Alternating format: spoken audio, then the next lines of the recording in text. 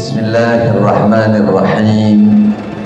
Alhamdulillahi Rabbil Alamin, Al-Halim Al-Karim, wa huwa Rabbul Arshil Azim. Wa asyhadu an la ilaha illallah, ilahul awwalin wal akhirin. Wa asyhadu anna nabiyyana wa habibana wa sayyidana Muhammadan abduhu wa rasuluh, khatamul anbiya wa imamul muttaqin. Sallallahu wa baraka wa sallam alaihi wa ala alihi wa sahbihi ajma'in. Para ummahat mukarramat insyaallah indallah, semoga semuanya dimuliakan oleh Allah Subhanahu wa ta'ala. Pagi yang cerah, marilah kita syukuri nikmat Allah. Selalu dan selalu kita bersyukur kepada Allah Subhanahu wa ta'ala, karena ini merupakan tugas dan kewajiban kita.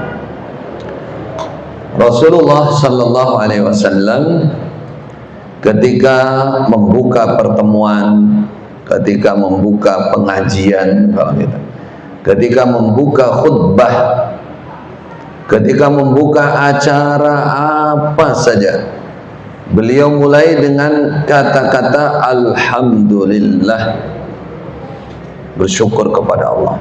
Karena bersyukur itu sangat mendasar, fondasi yang menguatkan segala hal, baik urusan dunia maupun urusan akhirat. Kalau orang sudah lupa bersyukur, tidak bersyukur, maka bangunan dunianya dan bangunan akhiratnya terancam ambruk. Jadi kalau orang ibarat bangun rumah itu pondasinya nggak kuat, ada banjir, ada gempa sedikit, ambruk.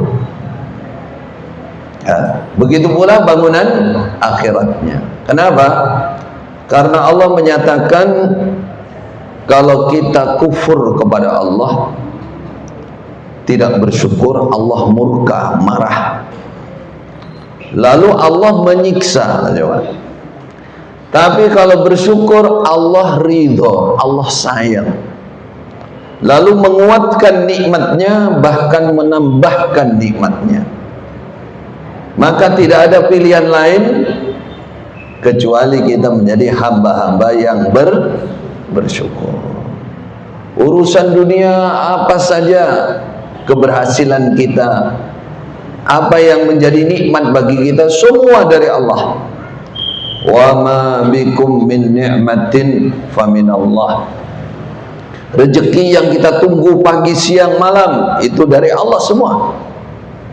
Walaupun kita kelihatannya kerja sebagai pedagang, sebagai petani, itu kerja itu hanya sebab ikhtiar. Sebenarnya rezeki itu dari Allah Subhanahu wa ta'ala. Tuh buktinya, sama-sama jualan di depan, di pinggir jalan, rezekinya nggak sama itu, padahal jualannya sama. Berarti ada yang membagi, ada yang hasilnya sama persis, tapi berapa hari, berapa minggu, yang satu sudah habis malah punya hutang, yang satu masih sisa. Siapa yang bagi-bagi rezeki? Allah Subhanahu wa ta'ala. Ada orang sembuh dari sakit, sama-sama datang ke dokter, dokternya sama, ya, penyakitnya sama, obatnya sama. Satu sembuh, satu hampir sembuh, satu belum sembuh, padahal sama. Siapa yang menyembuhkan? Allah. Berarti nikmat sembuh itu semua ada di tangan Allah.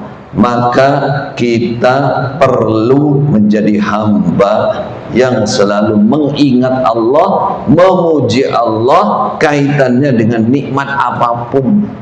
Dengan nikmat apapun. Kalau kita sudah ingat dengan nikmat, apa yang kita ucapkan? Pujiannya apa? Alhamdulillah. Alhamdulillah. Ibu-ibu yang dimuliakan oleh Allah, kita kadang-kadang mengucapkan alhamdulillah, tapi kualitas syukurnya belum sempurna. Kenapa? Karena kita belum memuji Allah. Kenapa kita belum memuji? Karena kita belum paham apa arti dari alhamdulillah. Jadi kalau diartikan alhamdulillah itu, ya Allah, sifat keterpujian yang tinggi dan sempurna hanya milik Engkau. Engkau yang maha menyayangi, Engkau yang maha ngasih, maha menciptakan, maha mengampuni, menyembuhkan. Jadi dipuji. Engkau yang maha tinggi, tidak ada sifat terpuji mengalahkan Engkau. Atau saya sekarang memuji segala tingkat ketinggian pujian saya, penyanjung saya hanya untuk-Mu ya Allah. Saya memuji suami saya yang ganteng dan setia.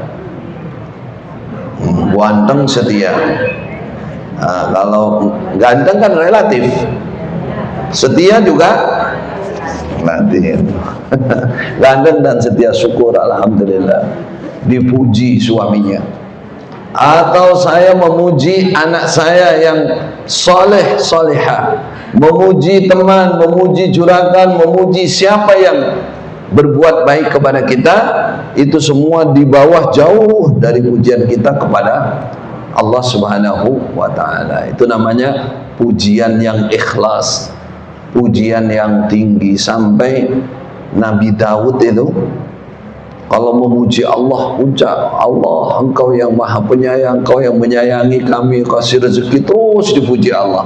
Lalu beliau mengatakan, ya Allah, sampai kapan saya bisa selesai memuji dan bersyukur kepadamu? Sedangkan saya bisa bersyukur memuji ini juga nikmat pertolongan darimu. Ya Rabbi, kaifa ashkuruka wasyukru laka ni'mah. Wahai Allah, bagaimana? Wahai Rabbku, ya Rabbi, bagaimana saya bisa selesai bersyukur kepadamu, bisa selesai memuji kepadamu, sedangkan saya mampu bersyukur ini bergerak hati, selalu bersyukur, bergembira dengan nikmat Engkau. Ini juga nikmatmu, ini juga pertolonganmu, harus saya syukuri juga. Ketika saya bersyukur, tambah lagi nikmat. Kapan selesainya? Itu artinya, ibu-ibu yang dirahmati oleh Allah, marilah kita tinggikan kesyukuran kita kepada Allah Subhanahu wa ta'ala dengan cara kita banyak mensyukuri nikmat, sering mensyukuri nikmat, nikmat keduniaan maupun nikmat akhirat. Nikmat akhirat itu ya nikmat Islam, iman, ihsan. Harganya, nilainya nikmat akhirat, nikmat agama dibandingkan dengan nikmat keduniaan, tinggi mana? Mahal mana? Mahal nikmat akhirat, mahal nikmat agama. Semuanya, dua-duanya peparing dari Allah, tapi nilainya lebih manfaat, lebih banyak, lebih bernilai, lebih berharga adalah nikmat agama. Berarti kalau itu lebih berharga, lebih harus disyukuri. Coba hari-hari kita ingat-ingat, yang lisan kita keluar alhamdulillah itu nikmat apa saja. Dapatkan makan enak sesuai dengan yang diinginkan, besok puas, alhamdulillah, wabarakatuh. Tidur nyenyak, tangi-tangi, marem aku, wangkler, alhamdulillah. Apalagi berkendaraan. Wah, alhamdulillah peda motorku gak mogok-mogok meneh, anyar dah. Anyar motorku, alhamdulillah. Apa meneh? Alhamdulillah iso. Ini dunia. Coba, alhamdulillah bisa ngaji kan. Iso melu ngaji, iso melu pengajian. Saestu. Nah, alhamdulillah. Nah, pertanyaannya, gembiranya, senangnya sama nggak dengan dapat rezeki nomplok uang? Nah, ini koreksinya karena orang bersyukur itu bahagia. Nah, yang ditanya penyempurnaan syukurnya itu kebahagiaannya, misalkan jenengan dapat pagi ini ya, pagi ini misalkan dapat uang 10 juta. Remen bodan seneng.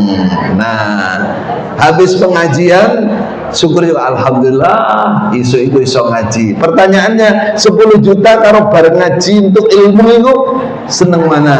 Nah, ini koreksi nih. Kok senengan 10 juta?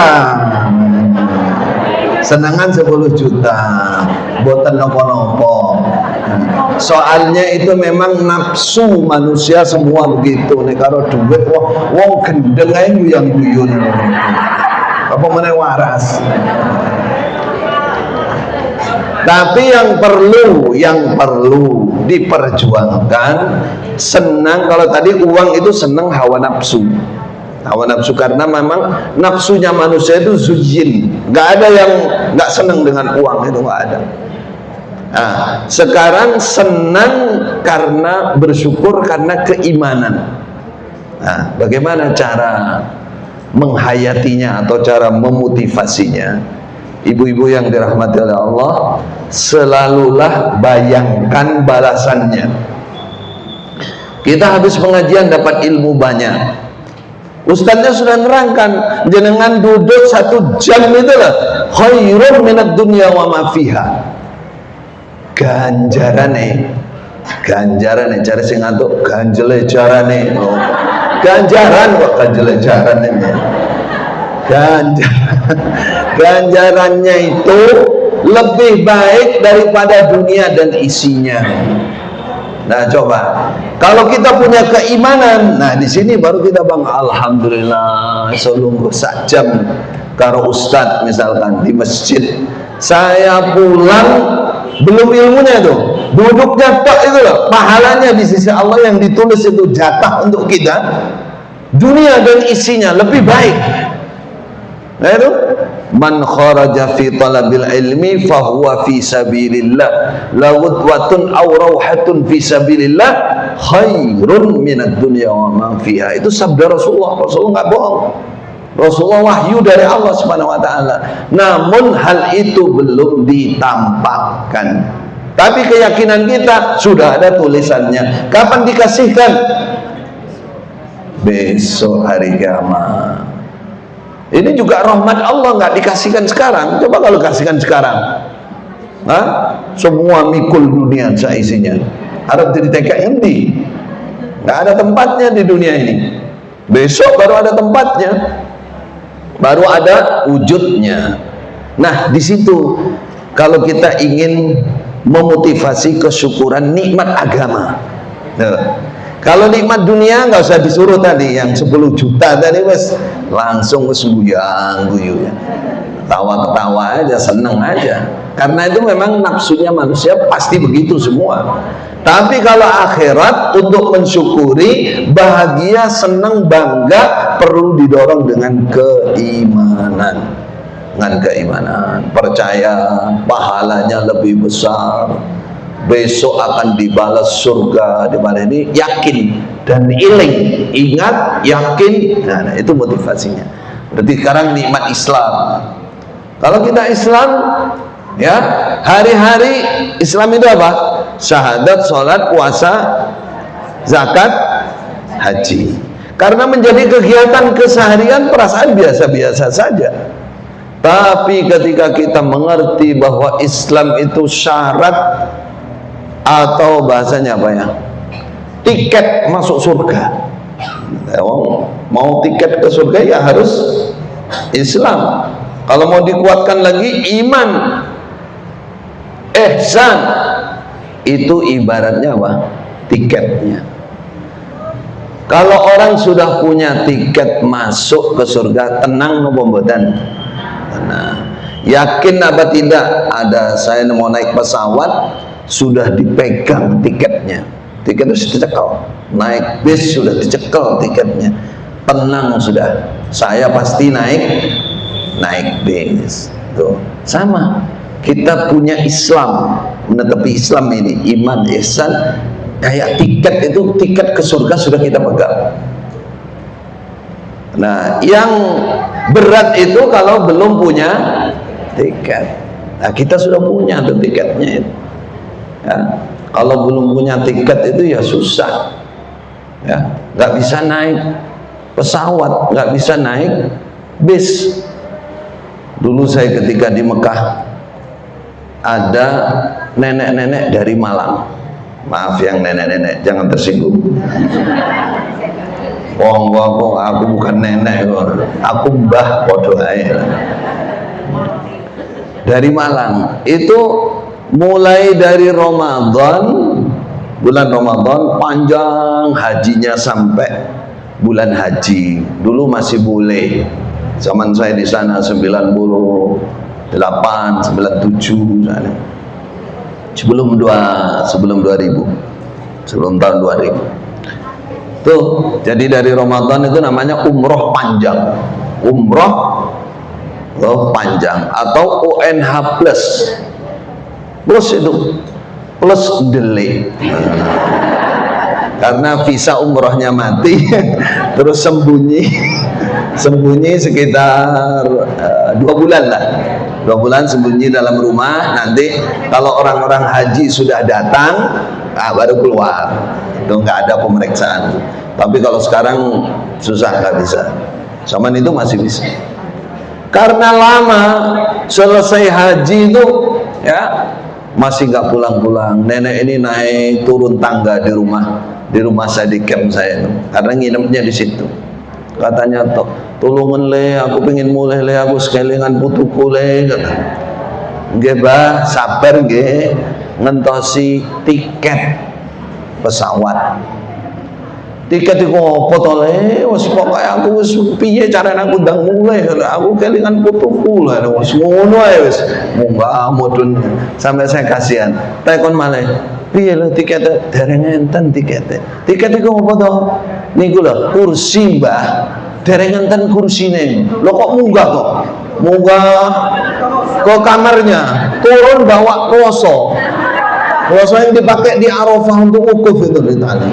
Aku lewat siap aku kauman lungguan ora apa-apa raman kursi aku tak ngasih gelar tiker arep numpak pesawat gelar mergo karena dia nggak ngerti, Mbah mboten saged mepet kursine mboten saged. Wes piye carane memahamkan itu. Contohnya orang belum punya tiket, mesti piye-piye ora iso maksa. Nah, Islam itu ibu-ibu yang dirahmati oleh Allah, tiket masuk surga. Nah, penentuan kelasnya, apa kelasnya? Ya, fasilitas kelas. Ada kalau naik bis itu ada eksekutif, pesawat sama. Ada ekonomi, ada bisnis. Kalau bis ada ekonomi, eksekutif, super eksekutif, atasnya lagi masih banyak. Nah, untuk menentukan kelasnya itu ditentukan oleh apa? Amal ibadah kita, amal soleh. Tiketnya sudah punya, tapi untuk menentukan kelasnya, apakah ini ekonomi, apa eksekutif, apa bisnis, itu tergantung amalnya masing-masing. Nah, disinilah pentingnya tema kajian kita pagi ini, yaitu apa tadi? Upgrade ya, upgrade ibadah sampai sempurna. No, apa tuh upgrade ini? Bahasa Inggris timur apa barat nih? memperbaiki, menyempurnakan, mengulang, dipelajari lagi. Dan jenengan atas komputer atau HP lah, HP yang rotok lemot apa, itu perlu kadang-kadang gambarnya kudu dihilangi atau dipindah ke Google apa itu, Google Drive atau apa. Jadi nek HP itu mulai lemot, mulai nge-lag, mulai susah, itu perlu di upgrade itu. Kadang upgrade-nya dimatikan dulu baru dinyalakan atau dihapus isinya sehingga bisa cepat lagi, cepat, bagus aja. Artinya ibadah sama. Kalau kita tidak memperbaharui ibadah, nggak meneliti, nggak akan sampai pada kesempurnaan. Nggak akan sampai pada kesempurnaan. Lah bagaimana cara ngegasnya tadi? Memperbaharuinya, bagaimana cara supaya sempurna? Pertama, kata para ulama, perlu ilmu. Sering ikut apa berarti? Kalau ikut pengajian, ikut ngaji, mencari ilmu, sehingga pengetahuannya tentang ibadah luas, ngerti macam-macam ibadah dan cara-cara ibadah, sehingga ibadahnya bisa ditingkatkan kesempurnaannya dengan ilmu. Kalau orang tidak berilmu, minim ilmunya, ibadahnya ya tetap stagnan di bawah aja. Bahkan celakanya apa? Celakanya kalau ibadah tanpa ilmu itu berpotensi tidak diterima oleh Allah. Contohnya ketika tidak sesuai dengan sunnah Nabi atau tidak ikhlas, berpotensi kurang sempurna. Ada yang lucu lagi, berpotensi lucu, wes nggak sempurna, nggak diterima, lucu bisa menggelikan. Oh, coba-coba. Di sawang itu menggelikan. Kenapa? Karena tidak berilmu. Jangankan urusan ibadah, ya. Jangankan urusan ibadah, urusan keduniaan saja. Kalau orang berjalan di mana-mana tidak punya pengetahuan kok. Kelihatan itu di mana-mana lucu. Ya? Ada orang Madura nggak di sini? Ada nggak orang Madura? Isi ngomong iki turun. Oh lali. Di Madura itu banyak cerita. Ya? Di antaranya cerita dongeng, entah kejadian betul apa tidak. Ada orang Madura naik pesawat, AC-nya mati, marah-marah dia. Yang dimarahi siapa? Pilotnya. Kata orang Madura, bagaimana ini? Dia nggak ngerti AC, panas ini. Anda itu salah meletakkan kipas angin. Loh, kok bisa Pak? Loh itu sampan taruh di sayap itu kipas angin. Ada blowernya. Harusnya taruh di sini kipas angin itu biar nggak panas. Baling-baling di luar dikira kipas angin. Nggak tahu orang Madura mana, jangan tersinggung lah ya. Karena apa? Nanti pengetahuan dia ngertinya pokoknya yang munyer gini wes. Namanya apa? Kipas angin. Nah dia naik pesawat yang baling-balingnya di luar, AC-nya mati. Kata dia marah-marah, Anda salah meletakkan kipas angin taruh di luar, makanya kami kepanasan. Padahal yang mati AC-nya. Kenapa jadi lucu? Karena dia nggak punya pengetahuan, nggak punya ilmu. Sudah sampai di bandara, yang satunya nih pulang. Aku nggak mau naik pesawat. Loh, kenapa kok pulang? Masa pesawat Citylink? Nah, Madura itu tiling itu. Nah, yang ngerti bahasa Madura itu teleng namanya. Teleng itu miring gitu. Miring. Nah pesawat kok pesawat miring ngarep ditumpaki piye lah. Nah, dia nggak jadi naik. Balik dia pulang. Nggak mau aku, nggak mau jatuh, nanti jatuh pesawatnya. Oh, Citylink kan. Berarti kan miring terus tuh jalannya. dia perkiraan dia, namanya dhon bahasa Arab. Ini hanya sebagai gambaran saja. Agama sama, ibadah sama, saudara. Ketika kita tidak berilmu, dia akan takut sendiri, dia akan lucu sendiri. Itu ibadah. Apakah sekarang banyak seperti itu? Makanya penyempurnaan ibadah itu kita harus banyak ilmu, mencari ilmu. Bagaimana cara sholat, bagaimana cara zakat, bagaimana cara puasa, bagaimana cara sholat sunnah. Jangan hanya sekedar apa? Ikut-ikutan, rubuh-rubuh gedang, apa? Elok-elok gawang.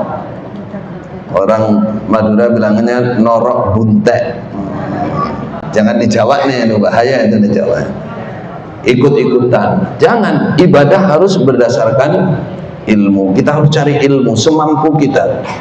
Wala taqfu ma laisa laka bihi ilmu. Saya dulu masih kecil, di sini saya dapat cerita di Kediri ini. Jadi ada kejadian, entah dilanggar yang mana, sholat dilanggar. Iya dong, sholat kok dilanggar, tabrakan, dilanggar. Nah, biar itu ada kejadian. Nah, saya di Kediri sini mulai tahun 88 SMP sana. Lalu saya SMP, SMA-nya di sini Kediri. Setelah SMA saya ke Mekah. Balik anaknya 5. 2010. Nah, apa tadi ya? Saya mau cerita apa? Cerita dari orang di sini di Kediri. Biar itu ono langgar, ya. Sing penting pokoknya enak wong gelem salat dijak salate. Karo imame karo ustadz atau kiai ini. Pokoknya orang nggak diajari sholat, wis pokoknya melu aja. Suatu saat ada yang mau ikut, orang tahu sholat. Jadi Pak Yai, Pak, kalau tak melu nopo niki jenenge sholat Mas. Terus seperti wes pokoknya lo nama melu ya Mas. Akhirnya dia sholat pas di belakang imamnya. Ketika ruku sujud diikuti delalah, pas arep tangi bangun dari sujud itu imam itu kepleset kakinya nih ngenai sirai orang ini. Jadi berarti sholat yang ini kira ngentah ini rakaat kedua dia. Wah, rakaat siap-siap dia. Marbuga jejek bus. Senggol kanan, wong sholat jejak mburi. Delala sing sebelah kene ya orang ngerti pisan sholat. Ngono to. Iya, imame ngono pisan. Sing barisan kedua ya ngokeh sing ora ngerti sholat terus melu. Wah, mburi kuwi ngene. Nah, jejak mburi. Sing paling anu yang paling belakang. Paling mikir, mburi gak ono wong ngene iki. Timbangane sholat ora sah ngarep wae gak jejak. Lah sing gak ngarepe mikir, lho kok mburi dia kok ngarep, akhirnya imamnya dijejak bareng-bareng. Iku contohnya wong ibadah tapi tak berilmu. Nah iku contoh. Nah Kediri iku kejadian kira-kira Kediri. Jadi perlu ilmu itu sangat perlu. Panjenengan mulai dari apa saja harus berilmu, usahakan, karena ibadah itu tauqifiyah. Ibadah itu hanya menirukan. Siapa yang ditirukan? Rasulullah Sallallahu Alaihi Wasallam. Kenapa kita menirukan Rasulullah? Karena Rasulullah itu utusan Allah, diutus oleh Allah untuk memberikan contoh ibadah kepada kita. Makanya ibadah yang tidak sesuai dengan ibadahnya Rasulullah akan ditolak. Ditolak. Di sini yang pentingnya ilmu. Wala taqfu ma laisa laka bihi ilmun. Kamu jangan mengerjakan ibadah tanpa ilmu. Katakan oleh Rasulullah sallallahu alaihi wasallam, "Man 'amila amalan laisa 'alaihi amruna fahuwa raddun." Siapa yang beramal apa saja, kalau dalam urusan ibadah tapi tidak sesuai dengan perintahku, dengan sunnahku, kata Rasulullah, maka amal itu dibuang, ditolak. Gua piuk, apa gua piuk itu?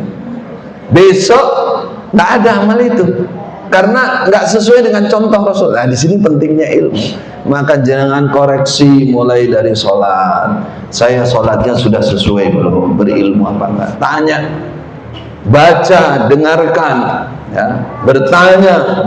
Jangan sampai beramal tidak berilmu, tidak dasar ilmu. Hanya elok-elokan itu tadi, jejak-jejakan akhirnya. Perasaannya wes ngibadah.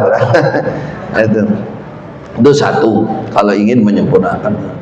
Yang kedua, ada 3 yang ingin saya sebutkan, mudah-mudahan waktunya cukup. Yang kedua, pahami arti ibadah. Definisi arti ibadah. Ibadah harus dipahami artinya. Coba dengan saya tanya, ibadah itu kira-kira apa maksudnya? Tidak perlu dijawab. Pasti di benak kita itu, kalau kita mengatakan ibadah, benak kita itu, wah, ya sholat, puasa, zakat, apa malih? Haji, istighfar, baca Quran, apa malih? Itu makna ibadah secara istilah, secara syariat. Jadi kalau orang menyebut ibadah, ada makna bahasa, arti secara bahasa, ada arti secara syariat. Kalau arti secara syariat itu, kata Syekh Ibnu Taimiyah, ibadah itu segala sesuatu yang dicintai dan diridhoi Allah, artinya mendatangkan pahala. Yang baik ucapan, perbuatan yang tampak maupun yang tidak tampak di dalam hati ini. Ibadah hati ini punya ibadah yang baik-baik, yang membuat Allah cinta, Allah ridha, yang tampak, yang tidak tampak, ucapan atau perbuatan dalam hati atau yang lewat lisan, itu namanya ibadah. Jadi kalau kita sekarang secara umum kalau nyebut ibadah itu, pikiran kita itu, definisi kita itu adalah definisi secara syariat, secara istilah. Kata para ulama, untuk menyempurnakan ibadah, pahami makna ibadah secara bahasa, secara lugat, etimologi bahasa. Apa makna ibadah secara bahasa? Orang Arab juga perlu itu. Orang Arab kadang-kadang dikasih begitu, nggak paham juga, belum paham juga kalau hanya ibadah gitu aja. Jadi ain ba dal, abadah, ibadah kalau bahasa itu maknanya adalah at-tazallul wal khudu'. At-tazallul wal khudu'. Apa makna kita? At-tazallul itu merendah, merendahkan diri, ya, merasa hina, merasa tidak punya kemampuan apa-apa, tidak ada kesombongan, merendah diri dan tunduk. Dan tunduk itu taat banget, nggak neko-neko, tunduk. Itu makna ibadah. Kalau kita memahami arti ibadah ini, kita bisa menyempurnakan ibadah. Tapi kalau kita belum paham arti yang ini, susah untuk menyempurnakan ibadah. Artinya ketika kita melakukan ibadah yang syar'i tadi, sholat, puasa, semua zikir, itu dilakukan dengan penuh penghambaan kepada Allah, merendah kepada Allah, penuh penghambaan, merendah diri, merasa sangat tidak punya apa-apa tanpa pertolongan Allah. Nah, ini terlihat, tergambar dalam gerakan-gerakan ibadah. Contohnya sholat. Allahu Akbar, angkat tangan. Selama ini saya tanya, panjenengan angkat tangan itu apa yang dirasakan ketika sholat? Allahu Akbar. Bukan enten nih Ustaz. Nah, berarti belum paham, berarti belum paham makna ibadah. Jadi gerakan itu gerakan menghamba, gerakan merasa rendah di hadapan Allah, menghormat, mengagungkan Allah. Allahu Akbar. Nih, coba kalau ada maling kecekel wong akeh, atau polisi tuan nembak kata, angkat tangan.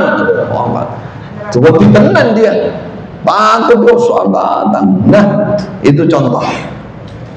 Jadi angkat tangannya itu ada rasanya. Nah, sekarang selama ini ono rasanya apa enggak? Mboten enten no. Nah, berarti belum paham kita ini. Ini makna ibadah secara bahasa itu menghamba. Gerakannya itu gerakan menghamba. Berarti ketika kita Allah, seakan kita sedang menyerah total pada Allah, mengagungkan Allah. Ya Allah, dalam ya Allah, hambamu banyak salah ya Allah. Gitu. Baru angkat tangan tuh. Karena paham makna ibadah. Tuh. Sekarang ketika kita ruku, coba Allahu Akbar. Pertanyaannya, apa yang kita rasakan? Boten enten Ustaz, angkat tangan ya boten enten. Makanya banyak yang angkat tangan itu ora jelas angkat tangannya.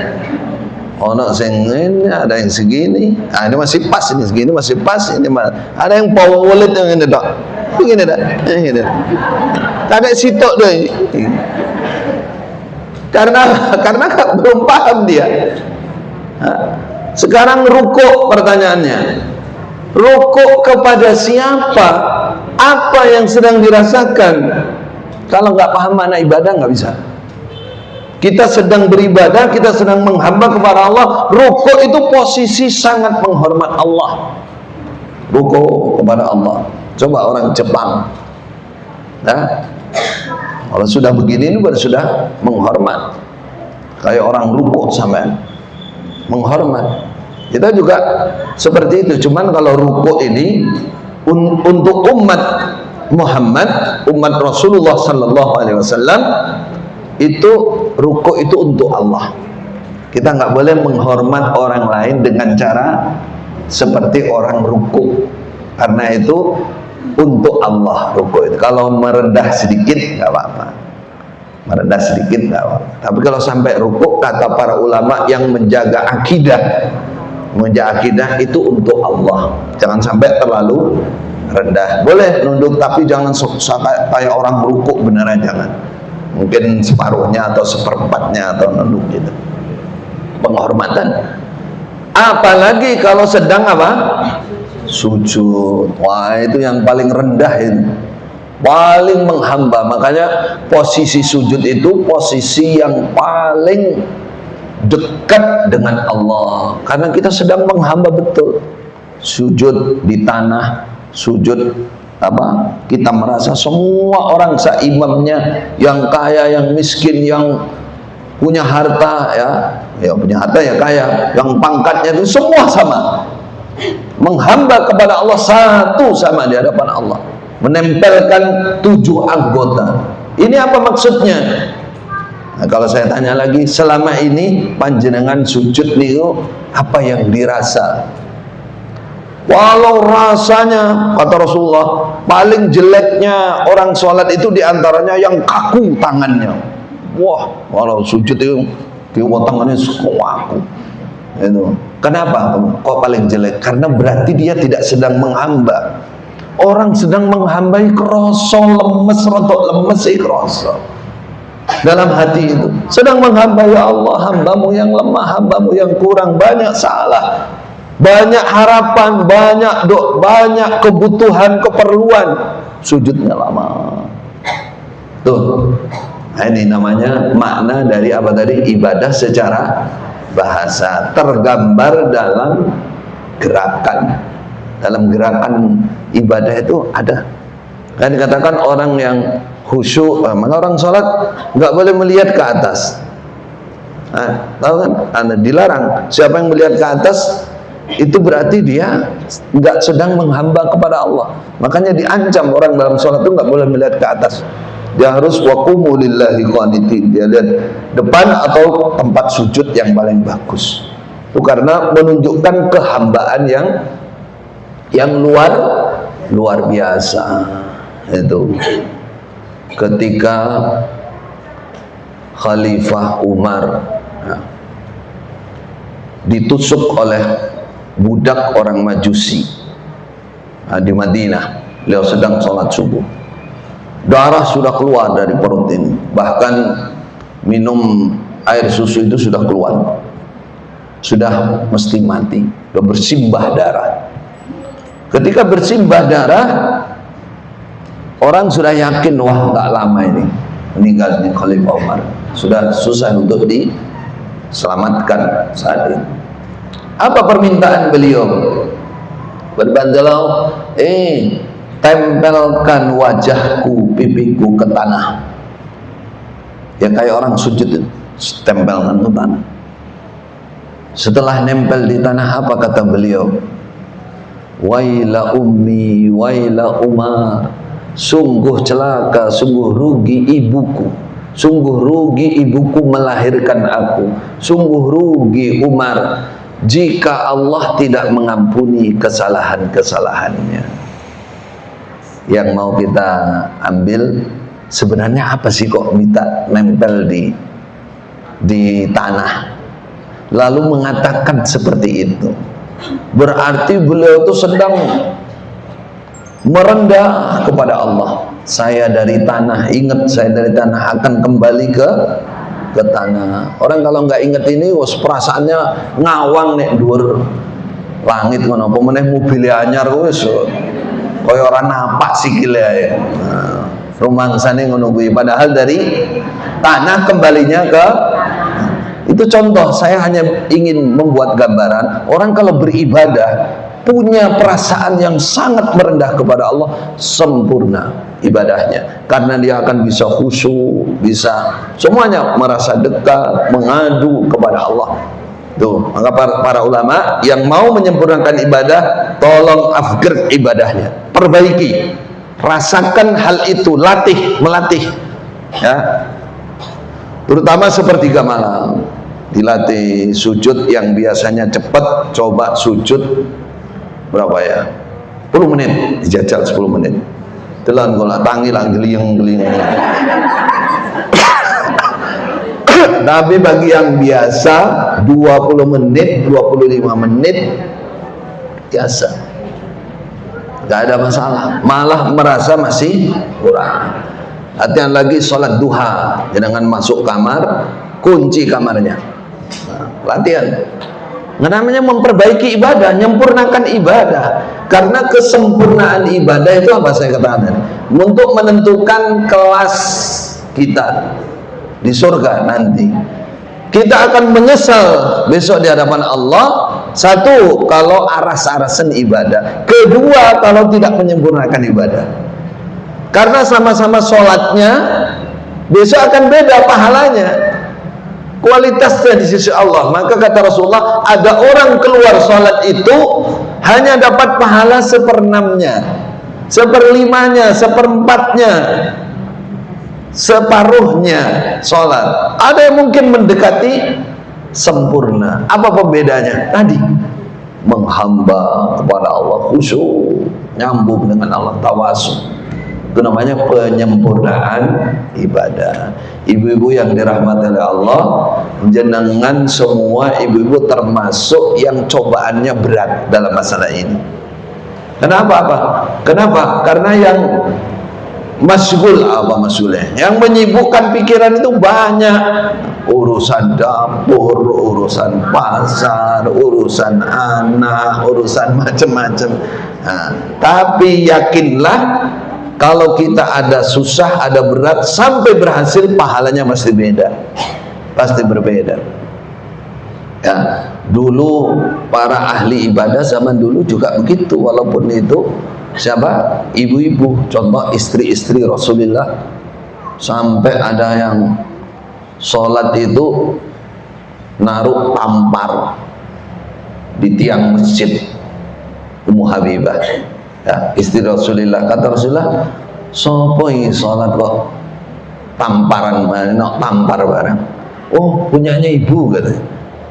Lalu kok tampar? Kalau sholatnya sudah mulai geliyeng, tapi geliyengnya bukan kayak kita. Kalau geliyeng kan ngantuk kita. Geliyeng itu saking lamanya berdiri, maka beliau pegangan tampar itu. Kata Rasulullah, jangan memaksakan ibadah itu. Kalau tidak mampu berdiri, duduk. Tidak perlu tampar. Tapi yang mau kita ambil, kok bisa seorang wanita, bahkan istri Rasulullah yang sudah ada jaminan surganya, ibadahnya sakmono suwine, lama ibadah. Yang berzikir juga begitu, Sayyidah Aisyah juga begitu, yang ahli sedekah juga begitu. Ya, kenapa? Tadi rahasianya kata para ulama, karena dia meyakini apa yang dia lakukan itu dia sedang menghamba, merendahkan diri, mendekat kepada Allah Subhanahu wa ta'ala. Itu ibu-ibu. Yang kedua, pertama tadi ilmu, yang kedua pahami arti ibadah. Yang ketiga, penutup. Ketiga, nah, penutup artinya penyempurna. Lakukan ibadah dengan 3 pengantar ibadah. Tidak pengantar ibadah. Sebagian ulama mengatakan 3 rukun ibadah. Sebagian mengatakan 3 pondasi penyempurna ibadah. Ibnul Qayyim memberikan gambaran begini.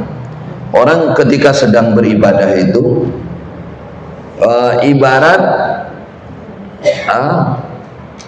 naik kendaraan burung. Burung.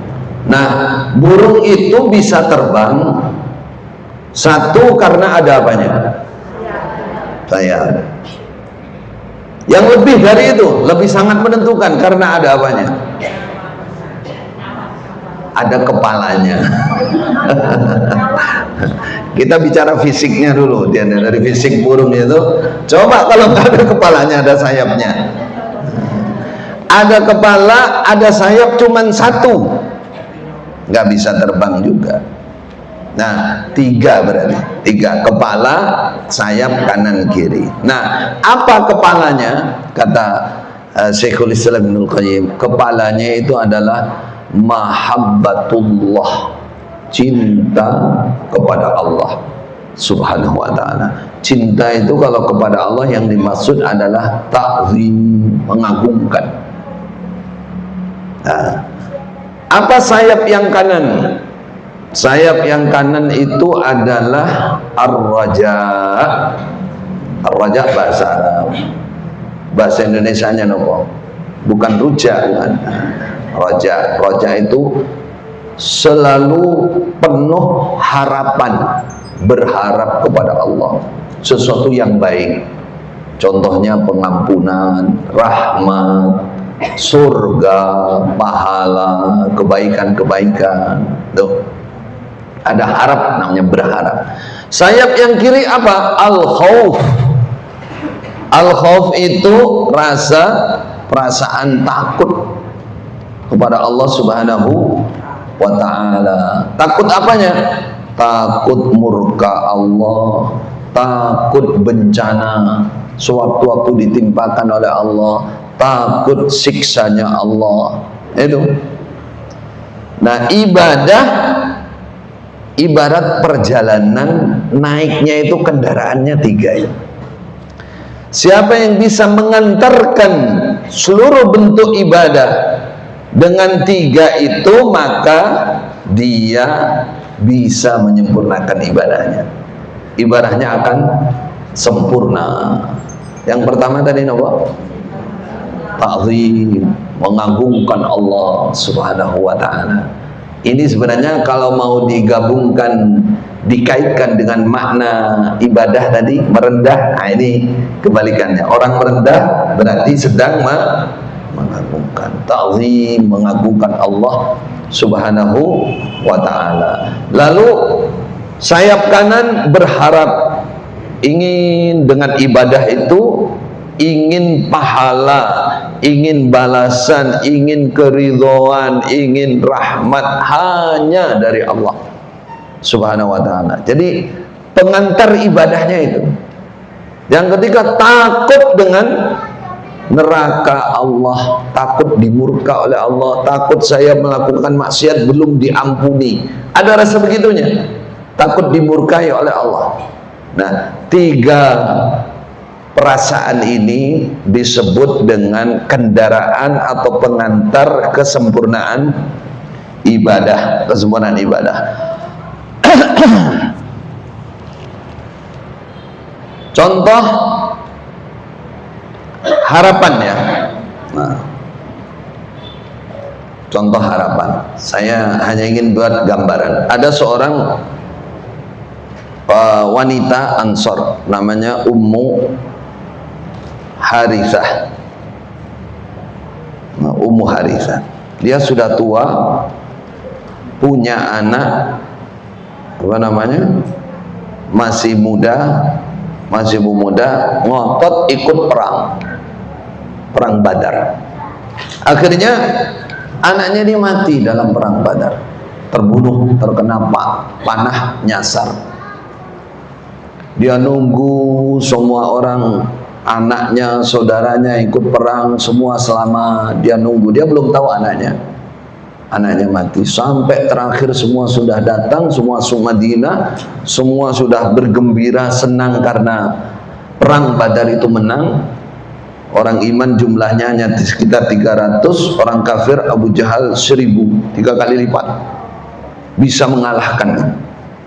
Sampai orang kafir ada yang mati 70, termasuk Abu Jahal mati dalam perang Badar itu. Kemudian 70 digiring ke Madinah jadi tawanan, menang.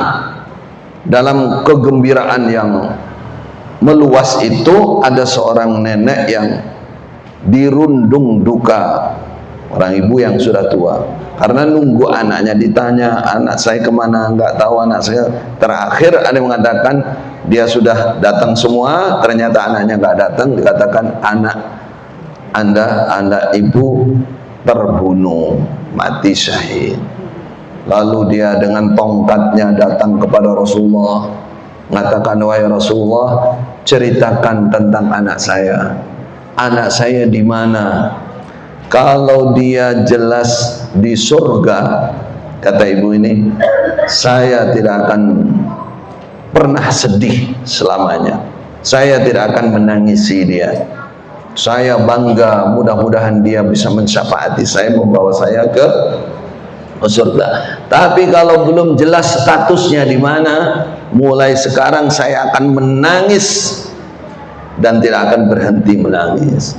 Apa kata Rasulullah? Ya Ummu Harithah, wahai ibunya Harithah, tahu enggak anakmu di mana?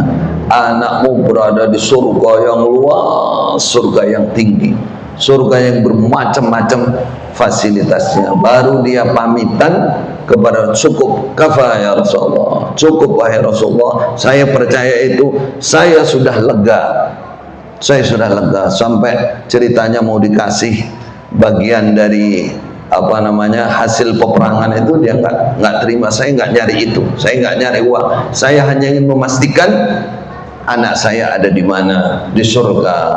Dengan itu saya berharap agar saya juga bisa disyafaati, bisa masuk surga. Tuh. Coba yang kita bayangkan, orang sudah sepuh, anak satu-satunya, ya, asalnya diberatkan untuk ikut perang dan mati. Ketika dia dikabarkan surga, sudah hilang semuanya. Berarti ini harapan, namanya roja. Harapannya itu tinggi sekali.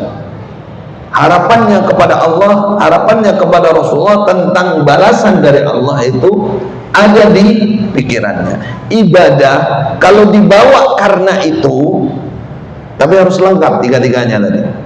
Kan Ibnul Qayyim kan menggambarkan ibarat burung tadi. Burung kalau tidak ada kepala nggak bisa terbang, ada sayap satu juga nggak bisa terbang, maka harus lengkap. Siapa yang memfasilitasi membawa ibadahnya, pertama karena pengagungannya yang tinggi kepada Allah, lalu harapan juga tinggi kepada Allah, lalu rasa takutnya kepada Allah juga tinggi, maka ibadahnya menjadi ibadah yang sangat sempurna di mata Allah Subhanahu wa ta'ala. Contoh rasa takut dengan neraka. Sayyidah Aisyah, Fatimah Az-Zahra. Siapa Fatimah? Putri Rasulullah sallallahu alaihi wasallam, putri si mata wayang. Karena lainnya sudah tidak ada. Tinggal satu, memang dia putri yang paling pemberani, paling baik. Beliau kalau diceritakan dalam Bidayah wal Nihayah, dibahas oleh para ulama, ketika berwudu menjelang sholat, itu wajah itu sudah kelihatan ada rasa takut. Apa ya gambarnya? Berapa umurnya? Terus ditanya, Anda kenapa panjenengan kok kayak orang takut, gemeter dan lain-lain? Jawabannya apa? Beliau mengatakan, ini Fatimah, kamu tahu nggak siapa yang akan saya rukui, siapa yang akan saya sujudi setelah ini? Allah Subhanahu wa ta'ala. Jadi rasa takutnya itu kepada Allah tinggi, maka ibadahnya menjadi tinggi. Pertanyaannya, selama ini kita kalau mau sholat, apa yang kita rasakan? Bukan enten Ustaz. Nah, ini dia perlu kita upgrade ibadah kita. Ini perlu kita sempurnakan. Begitu rasa takut, apa yang dibayangkan? Coba, apa yang dibayangkan ketika berdiri sholat lama? Ada yang membayangkan gini, seakan dia berdiri besok di depan Allah bertahun-tahun. Nah, besok berdiri di depan Allah di kiamat itu bertahun-tahun loh. Yauma yaqumun nas li rabbil alamin, akan dipanggil satu persatu berdiri di depan Allah. Dia bayangkan besok ada orang disuruh sujud di hadapan Allah, geger ini kaku, Arabnya ini jatuh ke depan, tersungkur, nggak bisa nekuk. Bayangkan itu. Lebih baik saya rukuk dan sujud sekarang, berdiri lama sekarang, daripada besok berdiri lama ada masalah di hadapan Allah Subhanahu wa ta'ala. Berdirinya itu begitu rasanya, takut dengan hari kiamat. Pernah kita sholat seperti itu, berdiri sempoyongan, takut hati. Pernah, karena yang di luar yang nagih hutang sudah siapin. Misal, berarti pemicunya lain itu. Kalau orang dulu ada begitu. Ada orang sudah tua, tua sekali, terus kumpul dengan sahabat yang lain. Nah, terus Rasulullah membaca ayat, ya ayyuhalladzina amanu qu anfusakum wa ahlikum nara wa quduhan nas wal hijarah. Rasulullah menceritakan dalam ayat ini bahwa api neraka itu sangat besar. Kayu bakarnya itu adalah manusia dan batu. Malaikatnya besar, kejam, tidak pernah senyum, nggak ada ampun malaikat. Nggak mendengar suara teriakan manusia. Kalau sudah diperintah oleh Allah untuk menyiksa, udah disiksa, nggak ada ampun. Jadi dalam ayat ini diberikan gambaran seperti itu. Terus ada batu. Orang tua ini nanya, mendengar bacaan ayat Rasulullah langsung semaput saking takutnya. Lalu dia dipangku oleh Rasulullah, dilihat, oh masih hidup. Katakan ada sekul la ilaha illallah. Katakan wahai orang tua, wahai mbah, katakan la ilaha illallah, la ilaha illallah. Terus dia masih sempat nanya, wahai Rasulullah, batunya di neraka itu seperti apa besarnya batu itu? Kata Rasulullah, batu satu di neraka yang itu untuk menggencet orang, untuk ngepruk kepala manusia dan lain-lain. Itu batu satu, batu saja seperti paling besarnya gunung di dunia. Semaput lagi orangnya, saking takutnya, sampai akhirnya mati, saking takutnya. Maka Rasulullah mengatakan waswarga wangi basyarahu bil jannah, mati. Kata para sahabat, ngumunlah, masa hanya begitu aja Nabi dapat surga, hanya la ilaha illallah hanya. Terus Rasulullah mengatakan dzalika liman khafa maqami wa khafa wa'i. Tahu nggak, Allah menyatakan bahwa surga itu disiapkan bagi orang yang betul-betul punya rasa takut hari pertemuan denganku dan takut dengan api neraka. Orang ini mati karena takut api neraka, takut murka Allah. Itu namanya khauf. Kalau kita ibadah diantarkan dengan, dikendarai dengan tiga ini, sempurna ibadah kita. Mungkin kita bayangkan sekarang, kapan aku iso? Nah, bisa itu karena usaha. Maka kita harus berusaha. Diingat-ingat dengan tiga ini, mahabbah at-ta'zim. Lakukan ibadah dengan penuh pengagungan kepada Allah, dengan penuh harapan hanya kepada Allah, penuh rasa takut dari siksa Allah. Nanti ibadah kita bisa sempurna, kita akan bisa memperbaharui.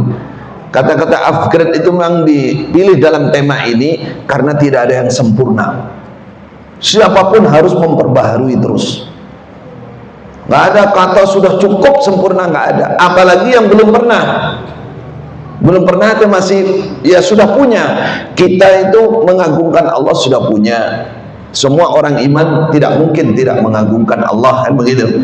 Rasa harapan kita sudah punya, rasa takut berapa kita sudah punya. Cuman pertanyaannya sudah berapa persen? Nah ini semakin tinggi tiga ini kita miliki dan semakin membalut ibadah kita, maka ibadah kita semakin sempurna. Saya contohkan ayatnya. Orang bersedekah. Sedekah niku ibadah napa mboten? Ibadah. Tadi kan sudah definisi ibadah kan luas tadi secara syariat. Segala hal-hal yang baik yang mendatangkan pahala, bahkan senyum pun itu ibadah. Baik. Dalam ayat Quran disebutkan innama nut'imukum liwajhillah. Sedekah yang oleh Allah dipuji, pelakunya itu pasti dapatkan surga, dan kesenangan di surga diperinci dalam ayat ini.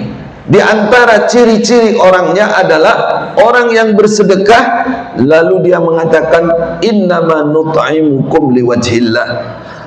Saya ngasih sedekah makanan ini kepadamu liwajhillah, saya ingat wajah Allah. Artinya takzim, karena mengagungkan Allah, karena berharap balasan dari Allah.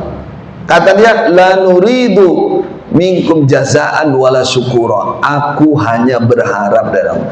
Seakan melihat wajah Allah berarti mengagungkan Allah. Ngasih sedekah itu ingat Allah, mengagungkan Allah. Iya ya Allah, saya ini hanya menjalankan kewajiban, saya berbagi karena saya dititipi harta misalkan. Ingat Allah, mengagungkan Allah. Terus la nuridu minkum jazaan wala syukura. Aku tidak berharap balasan dari kamu wahai yang saya kasih, dan saya tidak berharap terima kasih.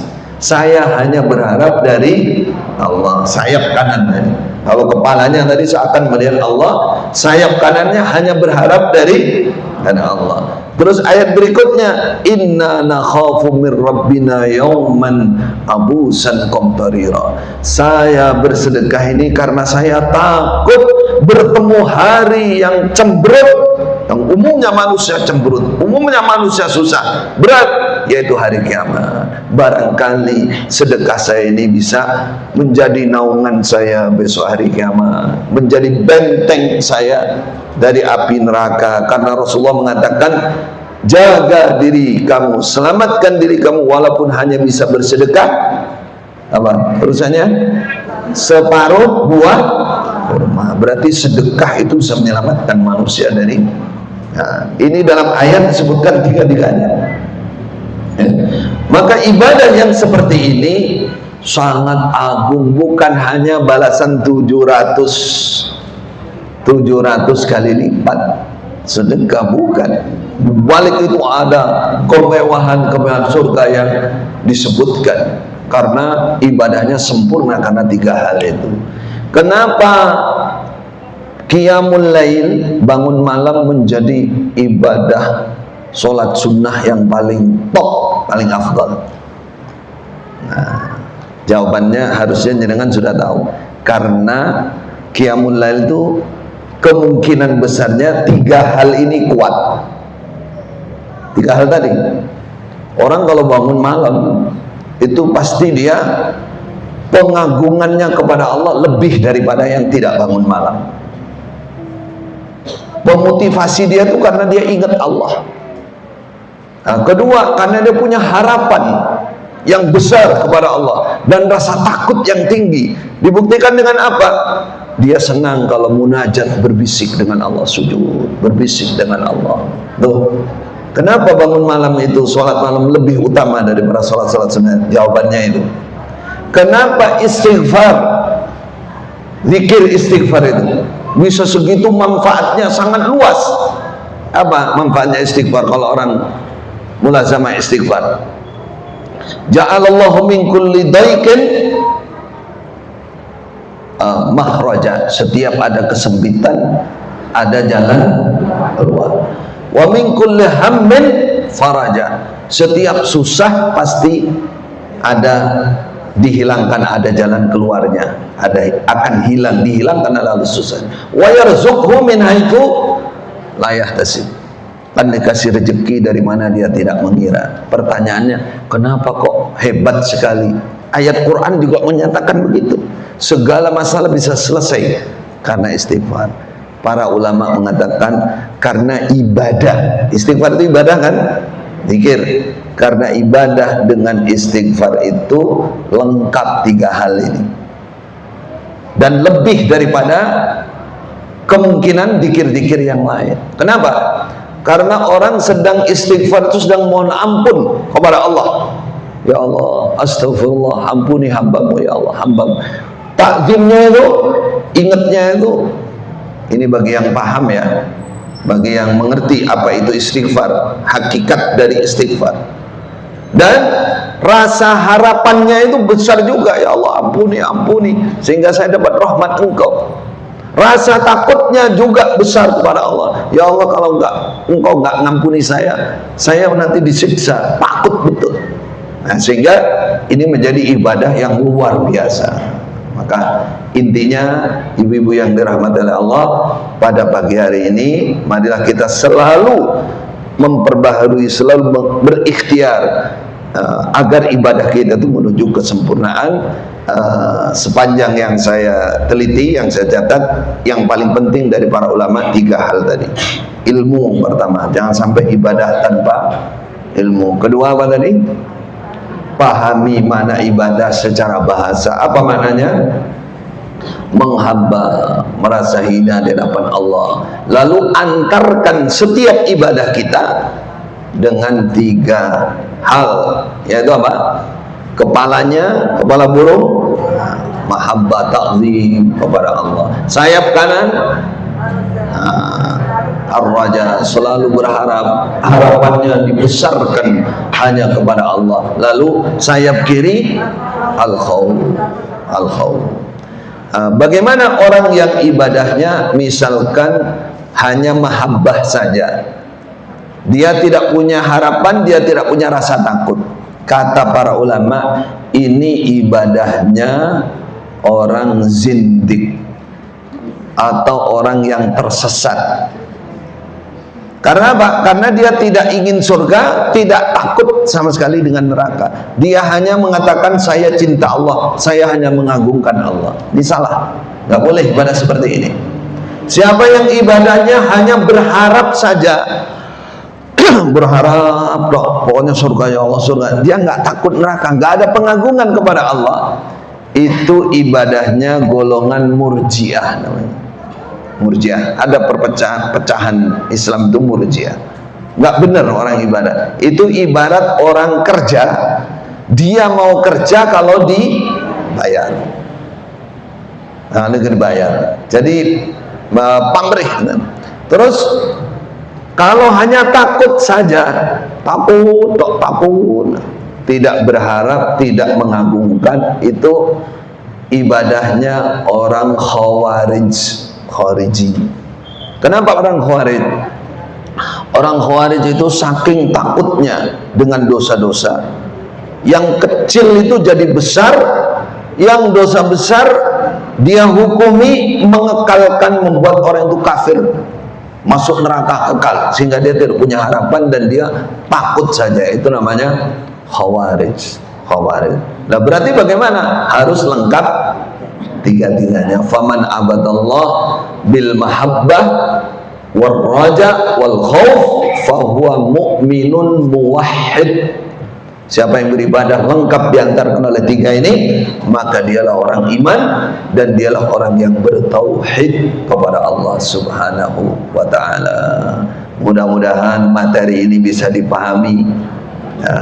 Bukan materi yang tinggi, ini materi yang betul-betul sangat kita perlukan, dan semua berdasarkan dalil, berdasarkan nasihat para ulama. Mudah-mudahan ibu-ibu yang dirahmati oleh Allah yang hadir pada saat ini bisa betul-betul menjalankan, berusaha seperti saya yang ngomong ini, yang di depan ini sama dengan jenengan, semua masih berusaha perlu upgrade terus, mengupgrade terus ibadah supaya bisa sempurna. Karena apa? Karena ini penentu kelas kita besok. Kalau kita nanti masuk surga namun kelasnya rendah, pertanyaannya, ada nggak penyesalan? Ada penyesalan. Lapo biar aku kok, kenapa kok kurang, kenapa?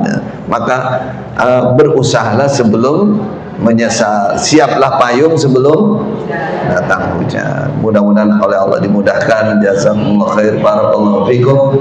Silakan jika ada pertanyaan, ada waktu 1-2 pertanyaan jika ada. Ada waktu 5 menit. Baik.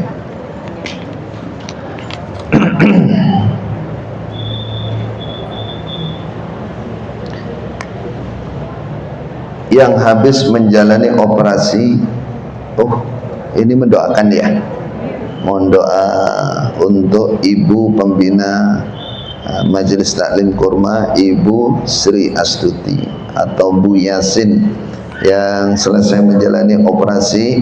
Semoga Allah angkat penyakitnya dan diberi kesehatan setelahnya, umur panjang yang penuh dengan kebaikan-kebaikan, penuh barokah, dan bisa terus berusaha juga menyempurnakan ibadahnya.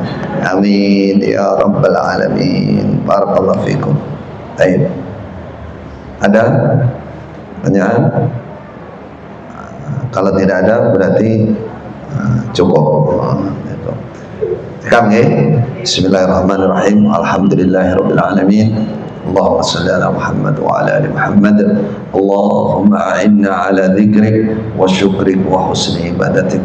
Allahumma la mani lima atait wa la mu'ti lima mana'at wa la yanfa'u dzal jadd minkal jaddu ya arhamar rahimin. Allahumma rzuqna al-huda wat tuqa wal afafa wal ghina. Allahumma atmim lana ibadatina birahmatika ya arhamar rahimin. Allahumma a'inna ala dzikrika wa syukrika wa husni ibadatik. Allahumma ja'alna minal khashi'in wal khashi'at wal mu'minin wal mu'minat wal mutasaddiqin wal mutasaddiqat. Allahumma ja'alna minal dhakirin Allah katsiran wal dhakirat birahmatika ya arhamar rahimin. Allahumma malikal mulki tu'til mulka man tasha wa tanzi'ul mulka mimman tasha wa tu'izzu man tasha wa tudhillu man tasha biyadikal khair innaka ala kulli syai'in qadir rahmanad dunya wal akhirah tu'tihi man tasha wa tamna'u man tasha irhamna rahmatan tughnina an rahmati man siwak Allahumma rizukna rizqan hasanan wasi'an halalan tayyiban mubarakan wa anta khairur raziqin Allahumma inna nas'aluka as-sihha wal afiyah fid dunya wal akhirah Allahumma inna nas'aluka as-sihha wal afiyah fi dinina wa dunyana wa ahlina wa amwalina Rabbana atina fid dunya hasanah wa fil akhirati hasanah wa qina adzabannar subhana rabbika rabbil izzah amma yasifun wa salamun ala al-mursalin walhamdulillahi rabbil alamin. Mohon maaf jika ada kurang dan lebihnya. Jazakumullah khair, barakallahu fikum. Wassalamualaikum warahmatullahi wabarakatuh.